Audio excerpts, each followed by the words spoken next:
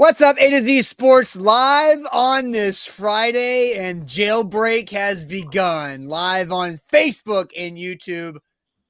Forgot Twitch this morning. Twitch, we'll have to get our Twitch viewer back at some point. Usually it's just Big Ten Jeff whenever he goes to Facebook jail. But hey, Sam, we're back on Facebook and excited about it after some goofy stuff throughout the last week or so. But we're here on a Friday morning to get ready for Titans and Bengals, as the Titans are really needing to get to 2-2 after such a tough stretch against the Browns, and a lot of negativity talk this week when it comes to the Titans offensive line, the Titans secondary, and a lot of things that failed this Titans team up in Cleveland. And another Ohio team now coming to Nashville, the Cincinnati Bengals, who have some issues of their own, but they got back in the winning column on Monday Night Football. All eyes on Joe Burrow's calf strain and his injury updates.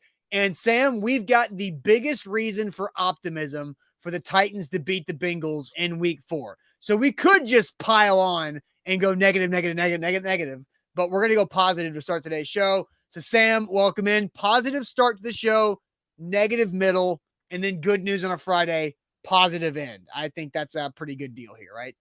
Yeah, it's pretty good. A positive sandwich here. And listen, why are we so late, Steven? We were busy breaking out of jail. We were getting out of Facebook jail. So yeah, Facebook is up and running. I'm excited about that. It makes it a lot easier on you guys. And yeah, just good for the vibes early on a Friday morning. And before we get going, if you are watching on Facebook, do us a favor and share the show on Facebook. Even if you're on YouTube, share the show by taking that YouTube link and either posting it to Facebook, posting it on X. You can send it to a friend or a family member that wants to get involved in the show and in our chat, in the conversation with the Titans and Bengals preview for week 4. So share the show before we go and kick things off on a lovely Friday morning. Yep, let's get it going officially. Welcome to A to Z Sports, powered as always by the BetMGM app. I'm Austin Stanley. He is Sam Phelan, our Titans reporter for A to Z Sports.com. And we are Nashville's on-demand sports talk network, going live weekday mornings at 8 Central Time on Facebook, YouTube, and Twitch. Links to the show segment by segment on our Twitter timeline, Twitter X timeline at A to Z Sports. Also hit us up on Instagram, TikTok, and Threads for more great Titans content. We got to thank our sponsors because they make it happen for us, and they help out all of you guys, like Wilson County Hyundai. WilsonCountyHyundai.com is where to go to make them a part of your new car buying process. The Bone and Joint Institute, boneandjointtn.org, the region's destination for comprehensive orthopedic and sports medicine care. Farm Bureau Health Plans. Get better with Farm Bureau Health Plans. Better rates, coverage, and service. FBHP.com/ATOZ. The Aura app, keeping us safe online. And you can get a 2-week free trial with our link, aura.com/ATOZ. And Krebs Kubota, an elite Kubota dealer with 3 great locations in Murfreesboro, Columbia, and Franklin. Online, KrebsKubota.com. All right, yeah, Facebook is back. Facebook is back. Marvin, love the chat in here better than he did in YouTube. Guy says, nice to be back on Facebook.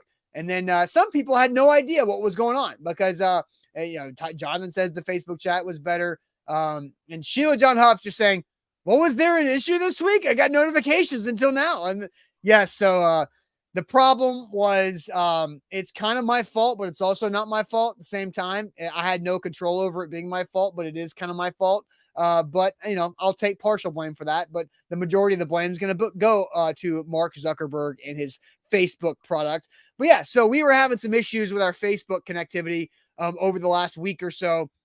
We figured out our plan to break out of jail on Tuesday afternoon, but we wanted to make sure it was a good plan and we weren't going to get caught and sent back. So we made sure to Shawshank Redemption our way out of here. And so we're back here on a Friday on Facebook, YouTube. I forgot to connect Twitch in this new jailbreak plan. So it wasn't completely perfect, but pretty damn good.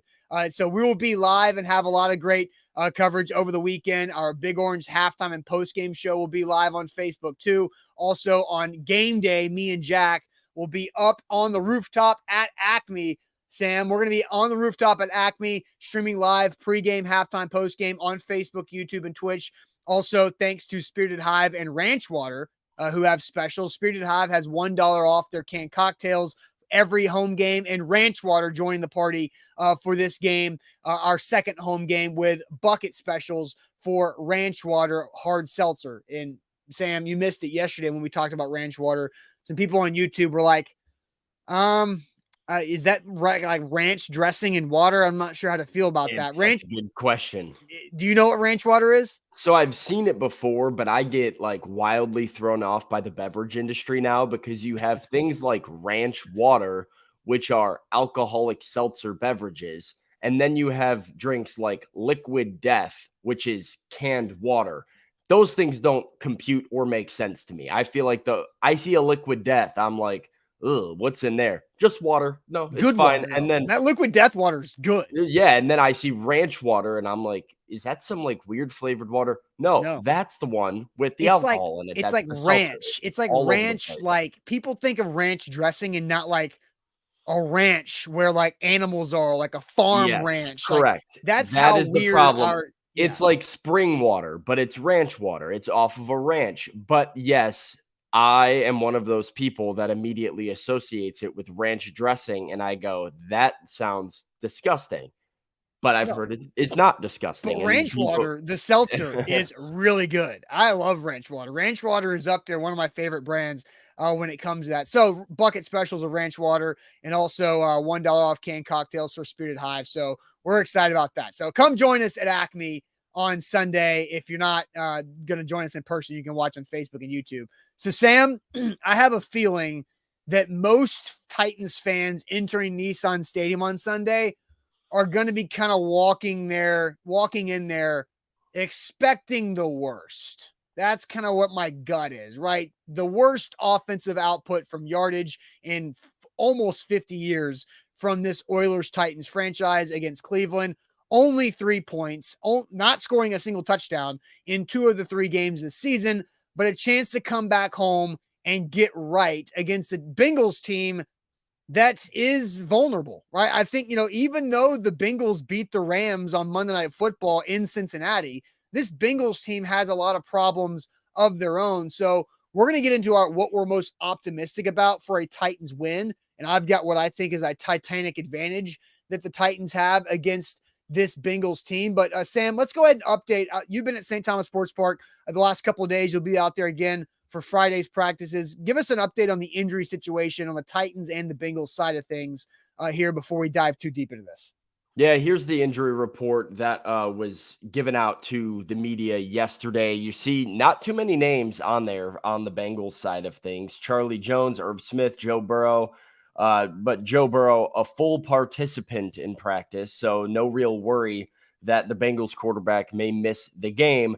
The Titans side of things is, a bit longer. Derrick Henry, DeAndre Hopkins, Danico Autry, Harold Landry, Treylon Burks, Tier Tart, Peter Skoronski. Along this list of not just names, but impactful names that I think, could raise an eyebrow for Titans fans.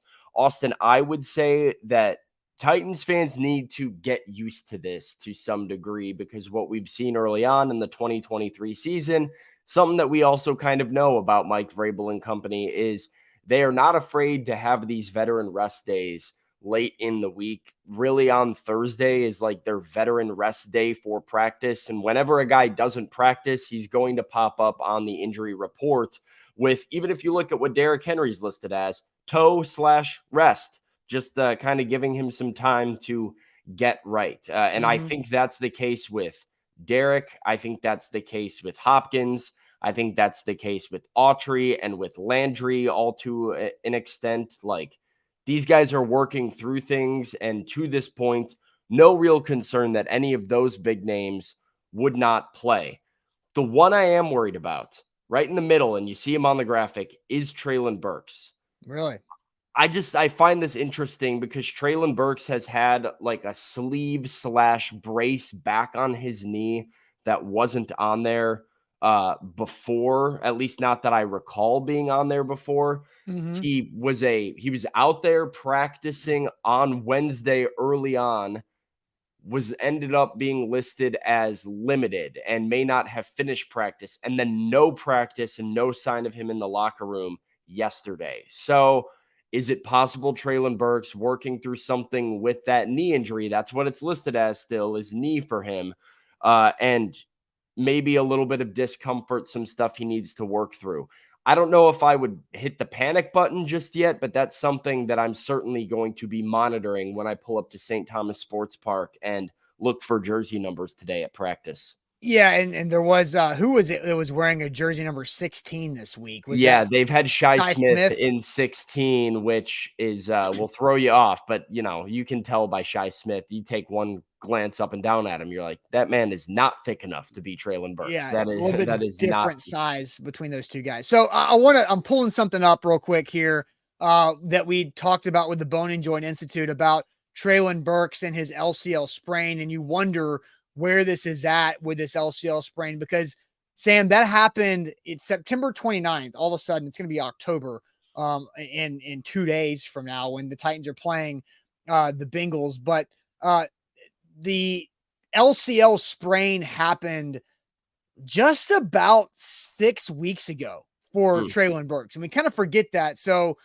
we can discuss, and I've got, before we ask the question here, I pulled up what we learned from the Bone and Joint Institute when it comes to this sprain, on maybe what Treylon Burks could be working through. So we'll get to that here in a second. But first, let me tell you guys about Krebs Kubota. They are Middle Tennessee's preferred equipment provider. And so whatever your equipment needs are, Krebs Kubota is where you should turn to for any of those pieces of equipment. Power units, utility vehicles, if you need a mower or a trimmer for your yard too. If you've got bigger projects out there with the property that you own, then Krebs Kubota is where you should turn, because they are an elite Kubota dealer, which means they have the best warranties in the industry with the best equipment in the industry with the Kubota line, but also the best people in the industry helping you out to make it happen. That's where the Krebs family comes in. They've been doing this in Middle Tennessee for over 18 years, and they can help you out and make it easier for you to achieve and complete the projects you want safely and efficiently,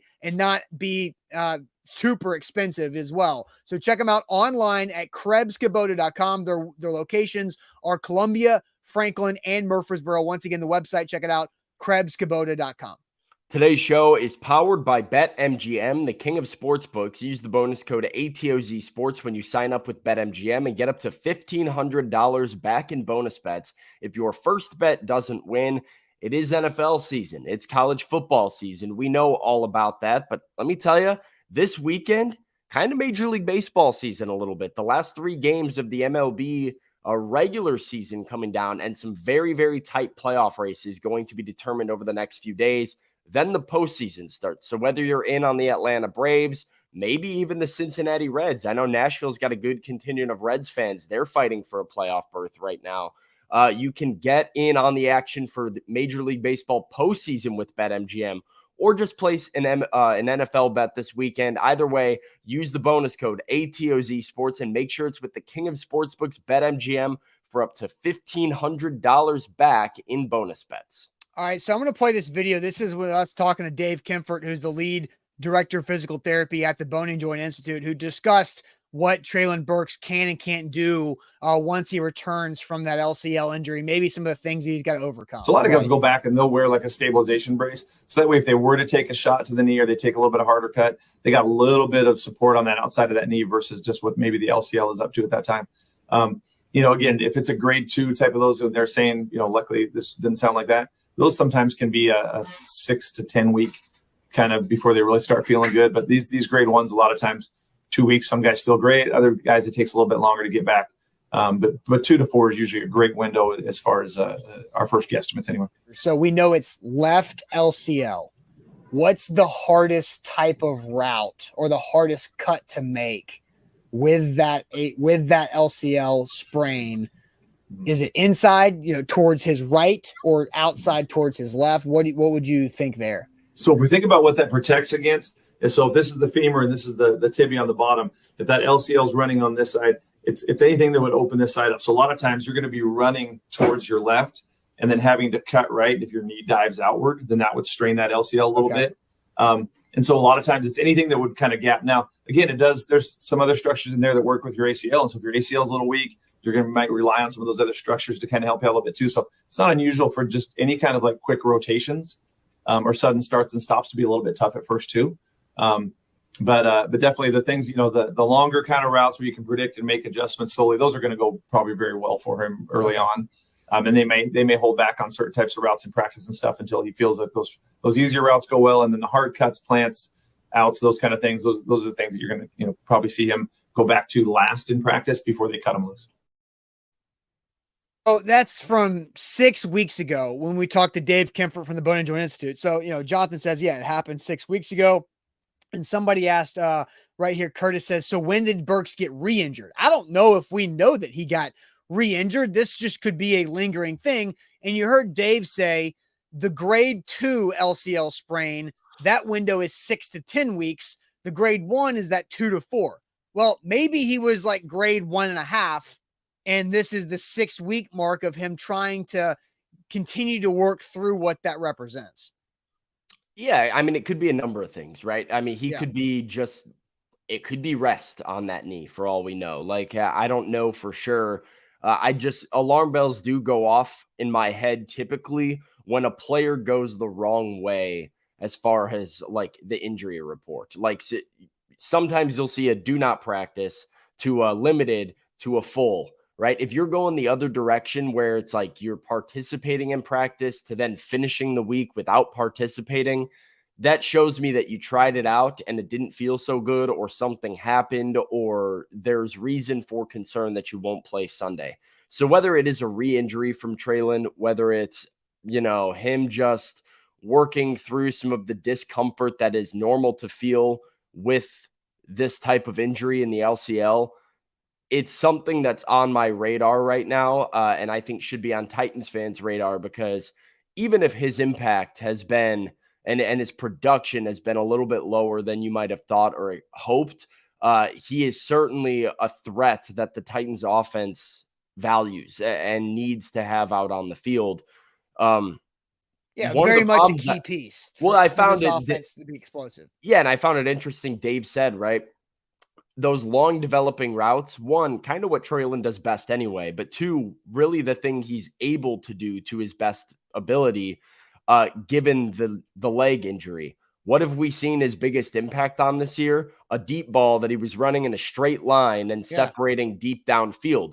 What have the Titans not really been able to do a lot of? Throw the ball deep downfield and run some long developing routes because their pass protection has been so bad. Mm-hmm. So it's just a very interesting situation to monitor. And like you said, he's a key piece. So you'd like to have him out there against Cincinnati. You got to have him out there. We're talking about and we're about to get into this, what's the biggest reason for optimism for the Titans to beat the Bengals in week 4. I think that probably includes Treylon Burks playing and being productive, more productive than he has been. Then there's the Joe Burrow situation, Sam, as we go to the injury report again.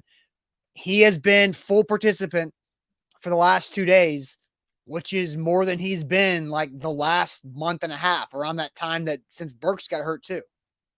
Yeah, I mean, Joe Burrow, there's no reason to think he won't play, like I said. I mean, he was questionable for that Monday night game, played, started to figure some things out in the second half of that game against the Rams. Now he's, a full participant, and as Joe Burrow has said in his press conferences, continues to get stronger every week. So I'd imagine the Joe Burrow the Titans see on Sunday is going to be a healthier and improved version of the Joe Burrow that played against the Rams Monday night. Like, over time, he's getting better and better. The question is how much better, right? Like, how much has he taken a step forward? How limited is he in his mobility in the pocket by the calf injury? And what does that change for the Titans defense? Those are some of the big question marks I think you have to have. If you're a Bengals fan, you know that this Titans pass rush is able to get after the quarterback. So if I'm a Bengals fan looking at this game, I say, hopefully my quarterback's able to, maneuver in the pocket a little bit and get away from some of these pass rushers, extend some plays. Yeah, so I think the Titans have 2 advantages in this game. I'm more confident in one than the other, but we're going to ask you guys now, what's the biggest reason that you have for optimism? Give one reason why you have optimism the Titans will beat the Bengals. Give one reason why you have optimism that the Titans will beat the Bengals. We're going to try to start our Friday off with some positivity before we talk about the negative things here in about 20 minutes or so. But one reason, Matt says, is the game home or away? It is in Nissan Stadium.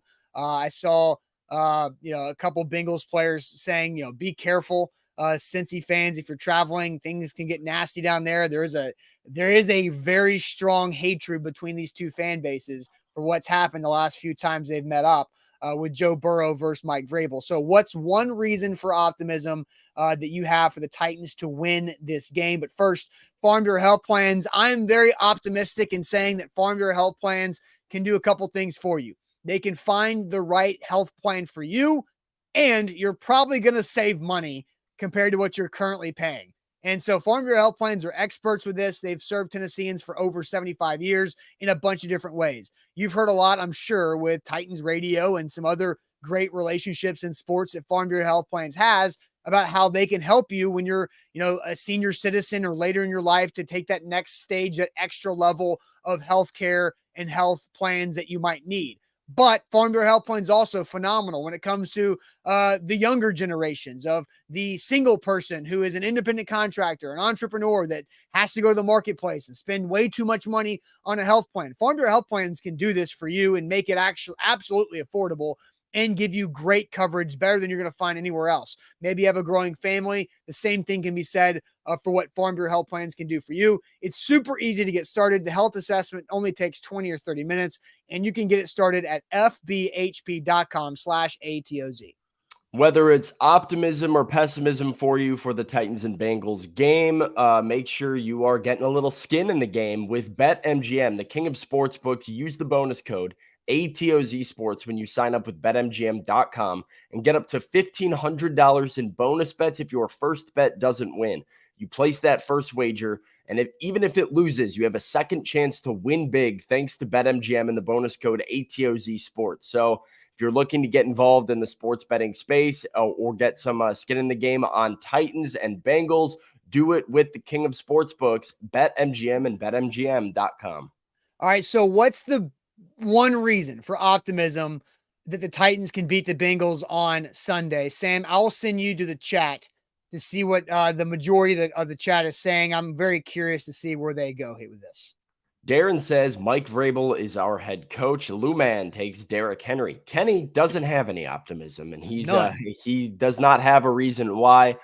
Tighten Up believes the pass rush. Stephen King says Joe Burrow still hurt.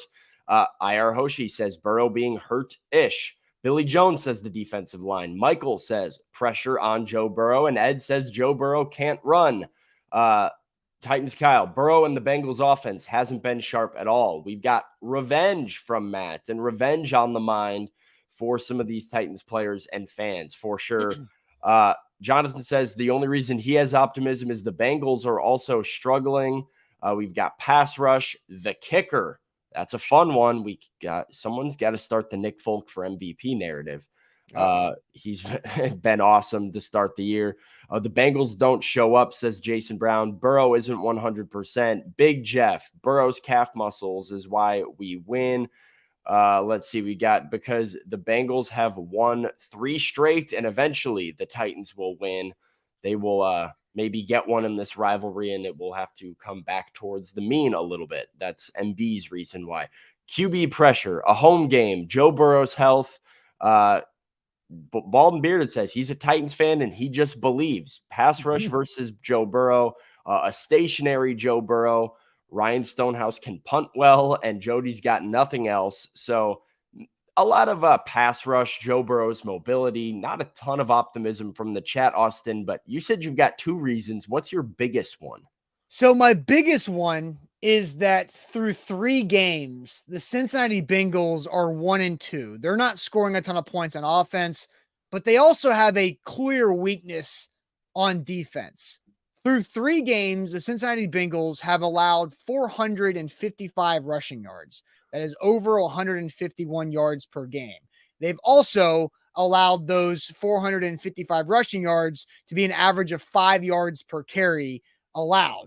And it would be worse if they didn't play the LA Rams, who just choose to not run the football. The LA Rams ran the ball 13 times, gained 5.5 yards per carry, but just refused to do anything other than drop back Matthew Stafford 40 times in that game to get him sacked 6 and threw the ball 33. So I don't, that's just the Rams being the Rams when they could run the football. So I think that is my biggest positive here. My biggest optimism is that I think the Titans can break out of their funk and run the football well against the Cincinnati Bengals. I mean, they played 2 other teams that are very good at running the football. The Browns had 178 yards. The Browns had 206 yards on the ground. And then the Ravens had 178. And so the Ravens also played the Bengals without really having J.K. Dobbins. He got hurt towards Achilles in that game, if you remember back in week 1. So my biggest reason of optimism is that the Titans should be able to get over 100 yards rushing in this game. It's going to be way different than what we saw Derrick Henry trying to scrap and claw to get 20 yards. So I think that is a big reason of optimism for me, is that I think the Titans can find success in running the ball, which should, in theory, mean less 3rd and 8 pluses, which in theory should mean better than 2 for 12 on 3rd down. Yeah. So, I mean, that's the question, right? Is what do the pre-snap penalties and holding penalties and setbacks look like for the Titans? I agree. They should be able to run the ball with success. And in theory, that would lead to 2nd and 5, 3rd and 2, gettable 3rd downs, convertible 3rd downs, and an offense that moves the ball much, much better. Got to just hope that the Titans are able to stay disciplined up front. And you can't keep turning 2nd and 5s into 3rd and 12s and 3rd and 15s. And so I do think that's one of the 2 answers here for what the Titans have a leg up on. It is certainly the fact that this Bengals run defense is bottom 3 in yards allowed per game and bottom 5 in yards per carry allowed. And what that could potentially mean for Derrick Henry and Tajay Spears. Little side note, random that you just keep going because it's completely unrelated. Well, I was just going to say that what if the Bengals' 3rd game was not against the Rams? Like, how bad would their run defense look if they played one of the teams that runs the ball the absolute least? I mean, can anybody, not name Sam, because I'm guessing Sam watched Monday night. Can anybody name the Rams starting running back? Like, I'm just going to for fantasy football. How many people have the Rams starting running back? He's a fantasy football league winner. He's been scoring some touchdowns recently. Pistol Randy says no. I'm just gonna wait. I don't play fantasy football. Brian says K Williams, which is exactly the fantasy football answer you'd expect, because K, I don't know his first name, but it's K Williams. It's Kyron Williams, right? That whole situation, completely wild to me. The Cam Akers situation is one of the weirdest things in the NFL over the last few years, which the Rams invested draft capital into Cam Akers, a pretty good pick. I don't remember exactly where he was drafted, but second round, I think. Yeah, 2nd round. They used a 2nd round pick on Cam Akers. He comes in, is productive in his opportunities, has an injury. Last year, he comes out and Sean McVay's like, "Oh, you're the 3rd string."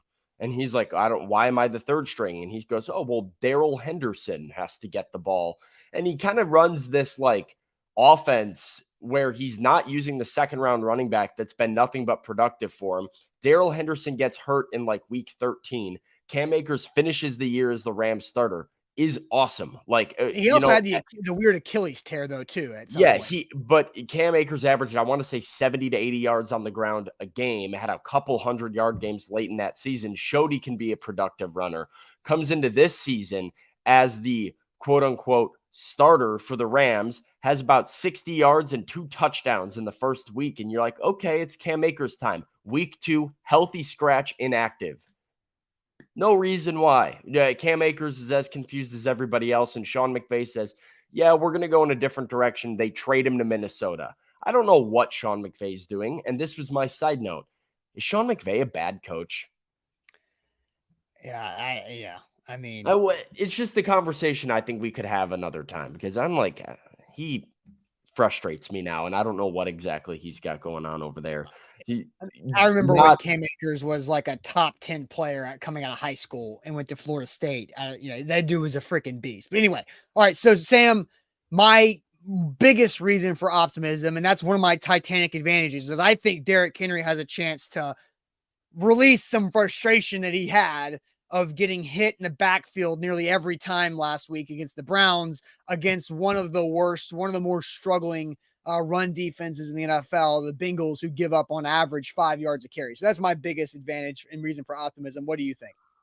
My biggest one is kind of what the chat pinned, which is Joe Burrow's calf. And even if he's healthy, even if he's a full participant in practice, I still think there is a level of Joe Burrow is not going to maneuver and manipulate the pocket quite like he normally would. There is a limitation there for him.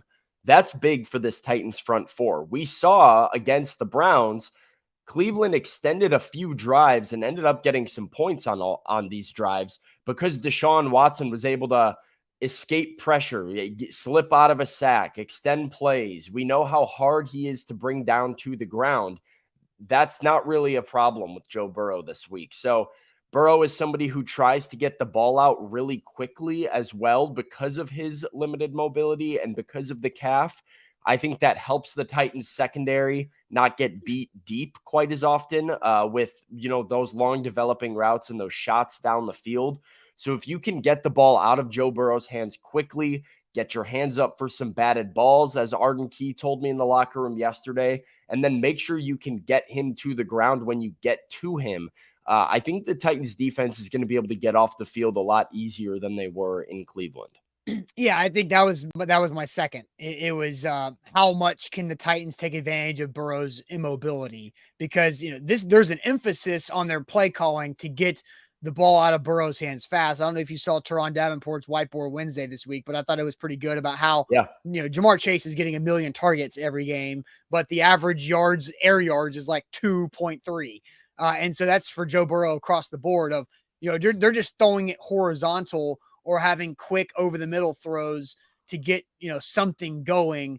And while that does negate slightly the Titans' ability to rush, I think guys like Jeffrey Simmons and Danico Autry are win early type players, interior rush guys that I think can help, facilitate some pressure because of where they're lined up inside. Arden Key, it's going to be harder for Arden Key and Harold if they're running from the outside to really get to Burrow fast if they're getting the ball out. I think it's up to Jeff and Tart and Danico to really cause some chaos. Yeah, that's a big win for this defense too. Like, we've heard it from Shane Bowen previewing the Chargers game, how what has been the biggest weakness of this Titans defense? Getting beat over the top. They give up explosive plays. They get penalized deep down the field. The Browns didn't even really have too many super long sustained drives against the Titans defense. They just hit a couple really big plays that got them some quick points late in that game and put the thing out of reach. What the Titans defense needs to do against every opponent is force them to have 10 to 15 play drives, try and go down the field methodically, because it gives more opportunity for your D-line to get home and for your secondary to try and create a turnover. So if Joe Burrow and the Bengals want to sit back and emphasize, let's get this ball out quick, let's do shorter passes, let's dink and dunk our way down the field, I think the Titans will take that all day. You don't want to get beat over the top, but I would still say challenge an offense to beat you with a 15-play drive. Nobody's really been able to do it thus far. Yeah, and I think Bork is kind of being sarcastic with this because of his emoji use, but I don't think he's wrong. Weaver's like 6'6", put him out there for deflections. Rashad Weaver has not been getting a lot of snaps because he's behind Danico, Arden, and Harold when it comes to edge players, and he's kind of the third and a half because Danico is versatile. But Rashad Weaver is pretty good at getting his hands on the football. He had a couple interceptions in training camp. One I remember very vividly of a pick that hit him right in the paws and made a nice play on it, going up and getting it with two hands. But I don't think this is a bad idea, because can anybody remember at one time in Harold Andrews' career where he's batted a ball down at the line?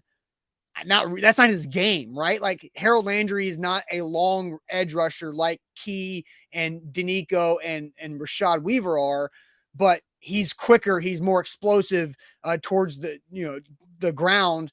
I think Weaver could maybe help out in some spots here if that continues to develop we're maybe expecting it to. This is what Arden Key told me was the defensive key to the game for the Titans was how can we bat balls down up front? He said, we know they're going to try and, get it out in 2.3 seconds or less. So we have to be mindful of getting our hands up, see if we can create a turnover by doing it. Yeah, for sure. All right. So you ready to kind of switch gears here? We've talked positive stuff for about 35 minutes. So now it's time to flip. Way too much optimism for a Friday. I know. Well, a couple people we tried. We already give one reason for optimism why the Titans can beat the Bengals, and some people were just like, nope, none, don't have it, nothing there. So Sam, you brought up something. Titans defensive coordinator Shane Bowen said that we're going to get to here in a second about a challenge that they're going to face, and there are really two challenges for the Titans in this game. So we're going to go over both of those challenges and flip it on the other side. But first, Aura can protect you online. I've been using Aura for basically 5 months now, and I love it, to be honest. I think it's great because I get less spam calls, basically zero spam calls, because I signed up with Aura. And they identified 30 data brokers who were selling my information to telemarketers and spammers and robocallers. And they opted me out of those lists on my behalf in like 5 or 6 days. And we're going to give you a 2-week free trial. 2 weeks, a lot longer than 5 or 6 days, that you can get Aura for free and use that for the data brokers, but also start to learn about what else Aura can do. One of my biggest pet peeves is when I try to log into something and I can't remember my password, and I try 3 times and I get blocked and logged out and I can't get in for another few hours. Aura can help you with your password manager and protector. If a password gets leaked out there in a data breach, Aura will identify that, let you know, so you can go change that before anything bad happens and more data brokers get a hold of your information. See how it works there? With Aura, it's a 2-week free trial by using our link, aura.com/ATOZ. So check it out. It's a simple link, aura.com/ATOZ. Today's show powered by BetMGM, the king of sportsbooks. Place your first wager using the bonus code ATOZ Sports and get up to $1,500 back in bonus bets. If your first bet doesn't win, that can be on a football game this weekend or a Major League Baseball game as the regular season winds down. I see Titans Kyle excited for his Seattle Mariners. They're taking on the Texas Rangers all weekend, battling for a playoff spot with the Houston Astros. The Toronto Blue Jays are on the bubble. You've got the Miami Marlins and Chicago Cubs tied for a playoff spot. This is basically playoff baseball a little bit early. So if you're somebody who likes to root for some October baseball, make sure you are checking out Major League Baseball and getting in on the action with BetMGM and the bonus code ATOZ Sports. $1,500 up to $1,500 back in bonus bets with the bonus code ATOZ Sports on the king of sportsbooks. All right, so a couple problems that the Titans will have to face, and Safely Anonymous on YouTube says Dillard to block Hendrickson. I mean, yeah, that's kind of the understanding, is that Andre Dillard is going to have another tough assignment because Hendrickson is a super under the radar nationally that can really disrupt. Watching him on Monday night, every single time they called his name, they're like, look at Trey Hendrickson. I was like, oh God, how is Andre Dillard going to handle this guy one-on-one on the edge? Yeah, I don't know. And I think it's really going to be interesting to see how much the Titans attempt to help him, because when they did help him with Myles Garrett on that one drive before half that ended up in 0 points because of terrible clock management by Ryan Tannehill, Mike Vrabel, and Tim Kelly, and Andre Dillard, to be honest, too, giving up the sack. They were moving the ball. They gained 50-plus yards on that drive, a lot of it because they were helping Andre Dillard with a chip. And so they can't just say, oh, let's just see how it goes one-on-one first, and then we can adjust. No, go out there with in mind that Andre Dillard needs help, and so you don't allow for Ryan Tannehill to get smoked a couple times before you do it. So that's at least how I would do it. The chip has to be good because their tight ends have been awful at blocking. So, not only do you need to help him, you have to do your job. If you're Chigakonkwo, Trayvon Wesco, Josh Wiley, whoever you are, do your job. Make a block. Get physical. Be consistent. That's been a huge problem, as well as Andre Dillard. Less so than Andre Dillard, but still, you can't commit personnel to chip help and then have that chip help not be a real factor as far as limiting the pass rush. Yeah, for sure. So we'll see what Chris Hubbard does against Sam Hubbard on the other side. That could be an interesting matchup between them, because Chris Hubbard struggled with Smith, Zadarius Smith last week as well in some spots, but Dillard was glaring for sure.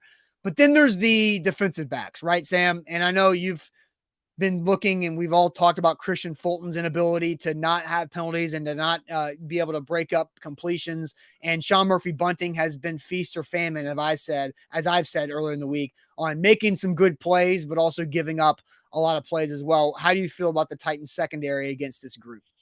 It's a challenge. I mean, we've talked about Christian Fulton all off season, and one thing Christian Fulton prides himself on and has talked a lot about is his ability to play up to his level of competition, to play his best football going against elite wide receiver ones in the National Football League. I think he did really well against Justin Jefferson in joint practices in Minnesota of holding his own. But Jamar Chase is somebody that's given Christian Fulton problems in the past. So going to be interested in seeing how he handles himself going up against a guy that you said earlier they are throwing a lot of balls towards and trying to target regularly.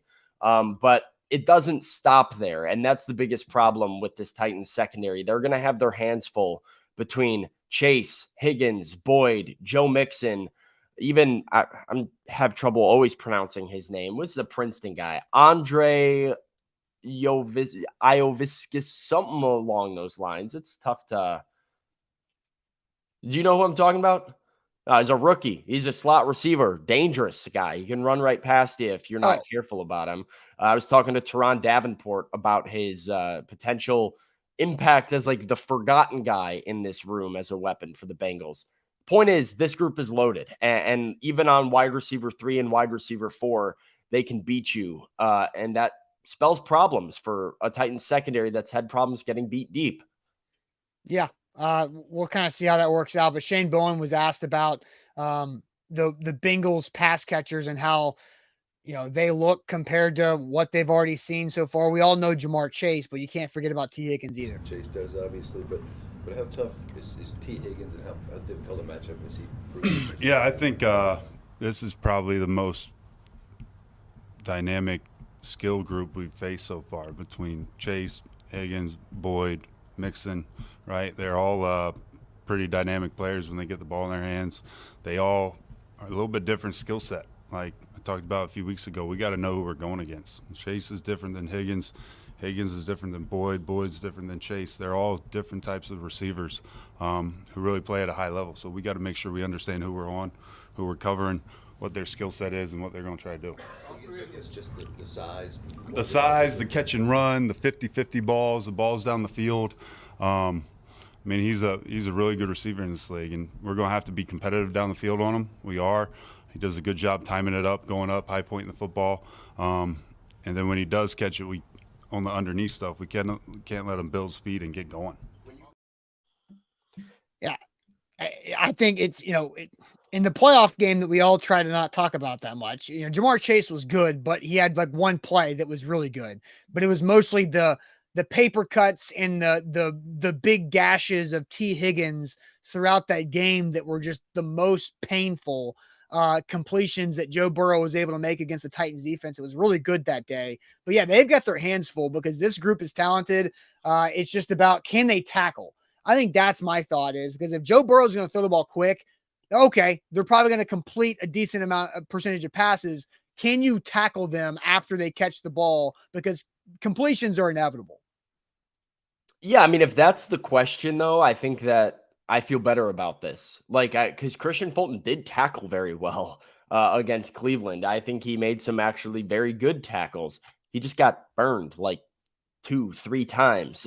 So I don't really have as much hesitation with, can this group tackle? Sean Murphy-Bunting, a very physical corner, also very capable of tackling.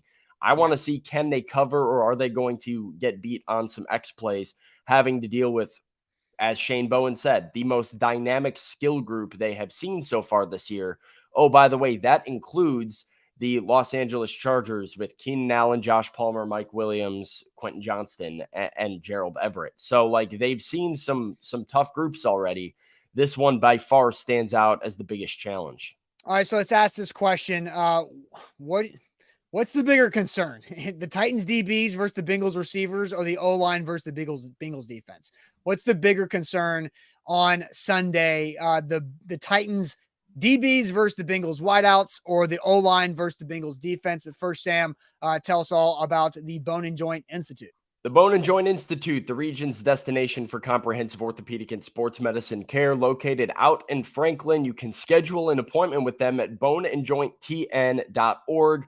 You don't want to fumble on your recovery, and you want to go to people you can trust. You can do that at the Bone and Joint Institute, located out in Franklin, with a state-of-the-art rehab facility to assist in your recovery with everything from image, surgery, rehab, testing, all under one roof, even their clinic all under one roof. So you're not driving all over Middle Tennessee to go to your different appointments. You just go to Franklin. It's all there, a one-stop shop for all of your health and your care needs. Go schedule an appointment with them at boneandjointtn.org. And with BetMGM, we've been saying it a lot. You can win big with that first bet offer with our bonus code ATOZ Sports. That means up to $1,500 back in bonus bets if your first bet misses. I know Sam and I both have a bet on BetMGM that we'll talk about here momentarily after we get to this other question. But with BetMGM, make sure you use our bonus code ATOZ Sports to get up to $1,500 back in bonus bets if that first bet misses. Visit BetMGM.com for terms and conditions. 21 or older, Tennessee only. New customer offer. All promotions are subject to qualification and requirements. First online roll one wager only. Rewards issued to knowledgeable bonus bets. Bonus bets expire 7 days from issuance. And for problem gamble support, call Tennessee Redline 800-889-9789. So, Sam, I'll have you get to the chat first. What's the bigger concern? Titans DBs versus Bengals wideouts, or Titans O-line versus the Bengals front on this defense and the pass protection there? Yeah, Pistol Ramsey's going O-line. So is Stephen King. Kenneth is on the secondary. O-line from Jeff. O-line from William, from Jason, from Mark, from John. We've got Nick, DeMario, both there with O-line as well. Matt's taking the DB. So is Titans Kyle and Curtis. Bork is on the O-line. Scott is on the O-line. Alex is on the O-line. We've got DUP with the Titans DBs. We've got O-line from Eric. DBs from Billy Jones. Michael Kennedy's taking the Titans DBs. Ryan's taking the DBs with a no-brainer. Troy's on O-line. Jacob is on the DBs. So is Top Tier. So is Jimmy. We've got Ryan says it's not the DBs. It's just Christian Fulton. Sean Murphy-Bunting had his fair share of penalties and bad plays as well. So I think you could lump in. I exclude any sort of DB talk. I exclude Amani Hooker and Kevin Byard from the conversation. Yeah, corners, right? Corners. The guys that are doing the man coverage. Hello, ladies, taking the DBs. We've got, let's see what else O-line from Tiffany, O-line from Ken, DBs from Ty Smith. So a pretty good mix here. Austin, do you feel strongly one way or another about this one? It's really tough. I'm trying to think like what's more likely to lose the Titans the game. And I have an answer to that. Oh, okay, go. Like, because I do think it's clear. I think it's the offensive line still. Like, what would lose the Titans the game? The absolute inept offense that they showed in Cleveland, because they're not able to block for Derrick Henry, because they're not able to protect Ryan Tannehill, because it limits their playbook, and they're playing in second and long and third and long all the time. So I think the DBs is a concern for me, but I think there's ways that you can make up for maybe some bad play from your secondary in pass rush, in the coverages that you play. And as we said, I expect the Bengals to take some shorter passes. And, you know, I talked with our guy, John Sheeran, on his Bengals podcast yesterday and told him, if there's anything the Bengals can do to exploit the Titans, it's take those deep shots and stop thinking and dunking. But I do think we're going to see more of that because of Joe Burrow. this front is relentless. Trey Hendrickson is relentless. They're not going anywhere. They're coming right at Andre Dillard. And if there's something that can lose this game for the Titans before it even begins, it will be their offensive line and how much it limits them offensively, how much it kills their momentum, how much it frustrates the fans at Nissan Stadium. Like, this is a whole avalanche of things that could continue to unravel just like it did in Cleveland if your offensive line doesn't hold up without Peter Skoronski again, by the way. Yeah, I don't expect Skoronski back. I'm kind of looking to see if he comes back after the bye week. But for me, I was actually going to go because I've proposed the question, what's more likely to lose the Titans the game? And your answer is very valid. Like, there's not a lot I can poke holes in that. But I also look at the Titans defensive backs.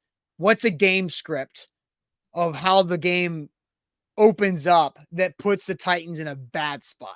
Yeah. And that's getting down early because the Bengals offense has a couple big plays that get them on the scoreboard early.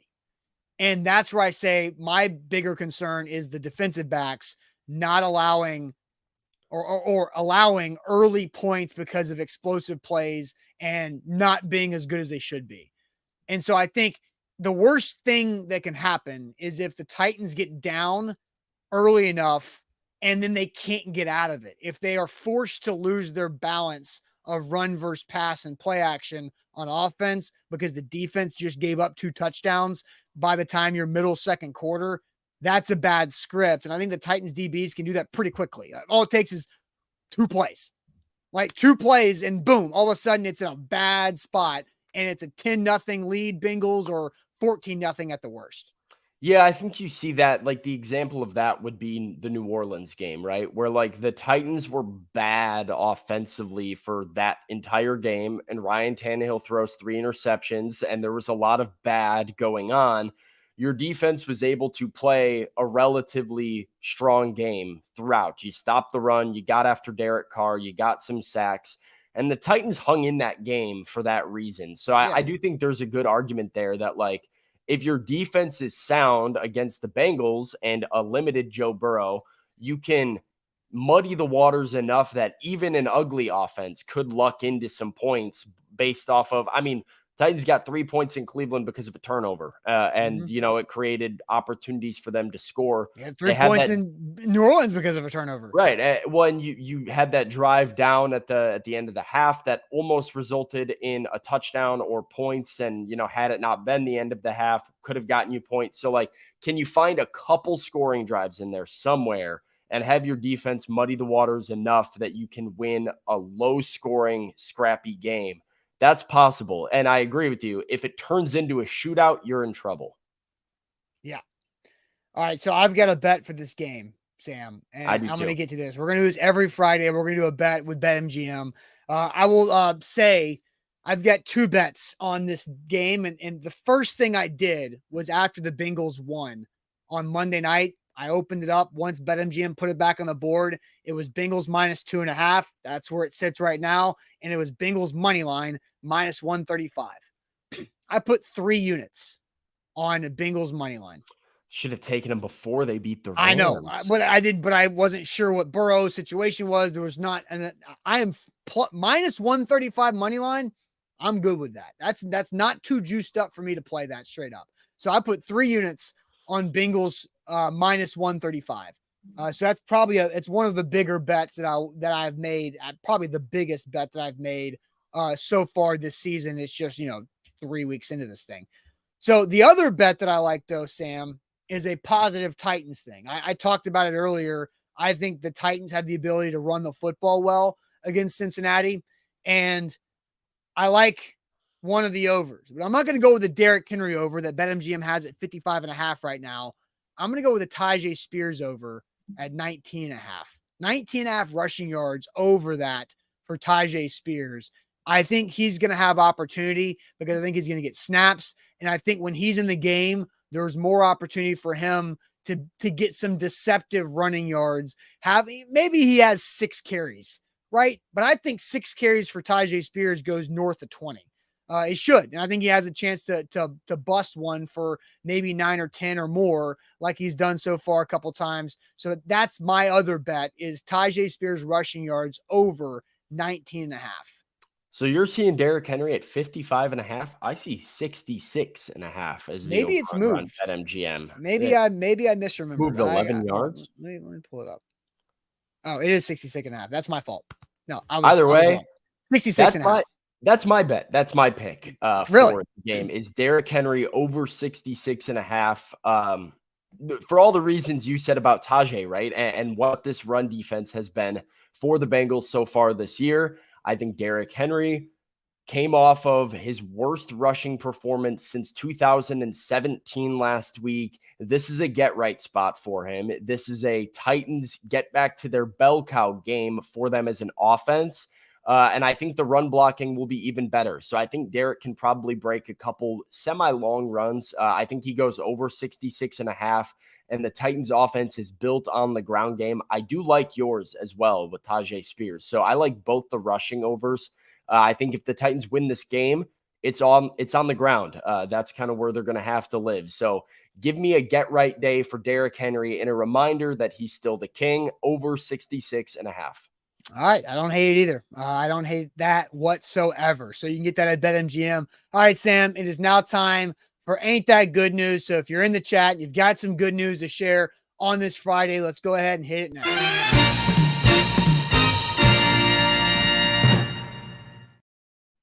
Thanks again to Wilson County Hyundai, always a great partner of ours. WilsonCountyHyundai.com is where to go to make them a part of your new car buying process. See them in Lebanon and say hey to Payne Bone for us. He's running the show up at Wilson County Hyundai, online at WilsonCountyHyundai.com. Ain't that good news in the chat? Everybody get your good news ready. Drop it in there.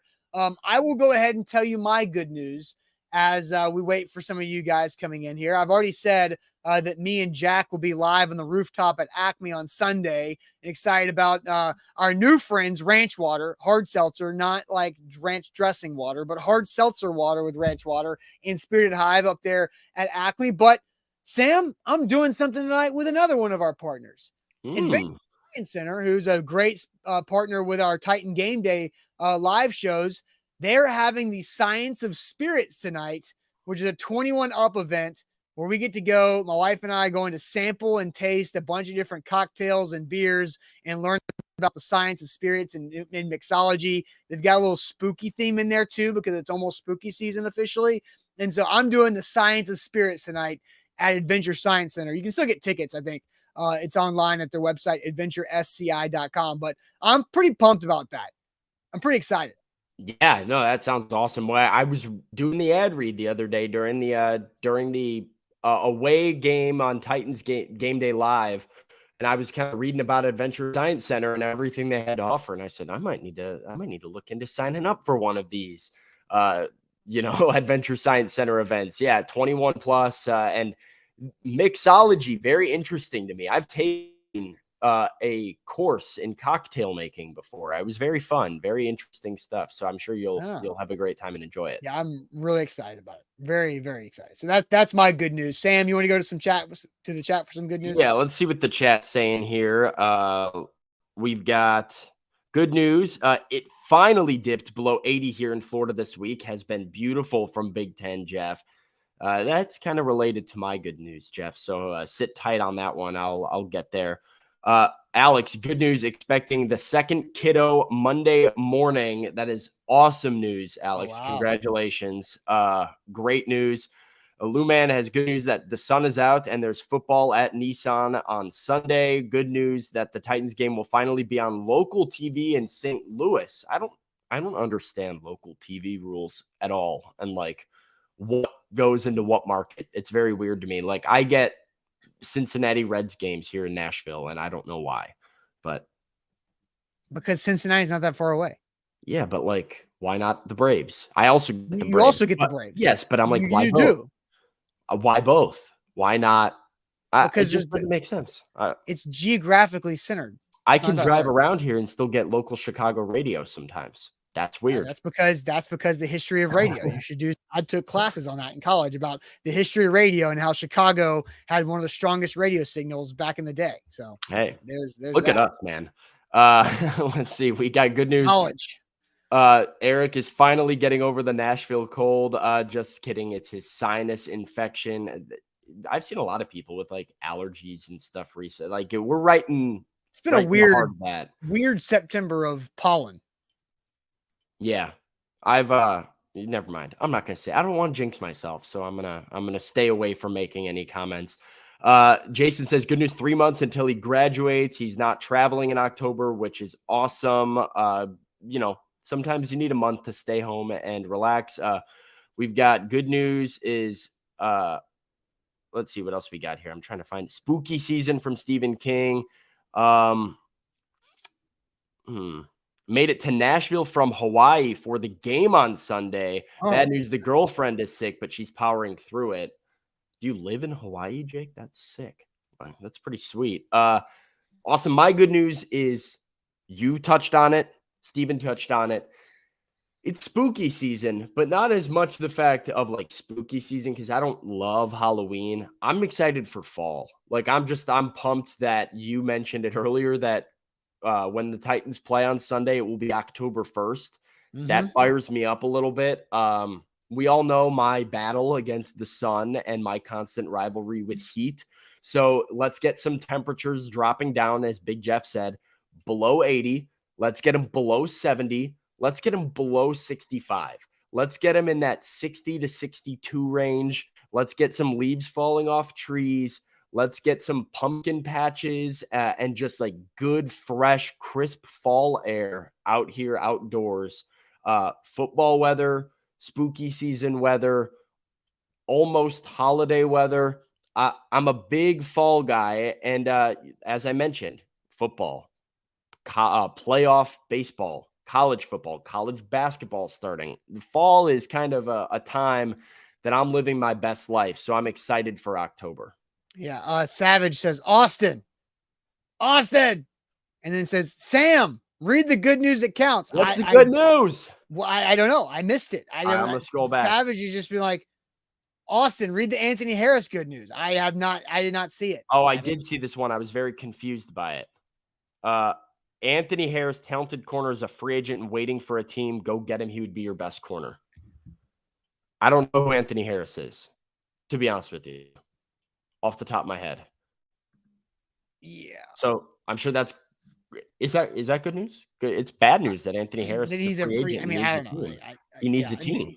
Rarely NFL does the entire NFL miss on a player who could be one of the best corners in the team. So I don't know. Maybe Anthony Harris deserves a shot. Are the Titans at that point yet? Probably not. But maybe in a couple months they might. Yeah, who knows? I don't know. Message to Anthony Harris. Hey, stay ready, right? Savage servant putting in the work for Anthony Harris. So good on him. Yeah, all the yelling for that, Bork. Yeah, I don't know. He's yelling at me. I'm like, what, dude? Like, I'm right here. Like, what do you want? Like, you can't just like comment my name and expect me to know what you're talking about. Austin.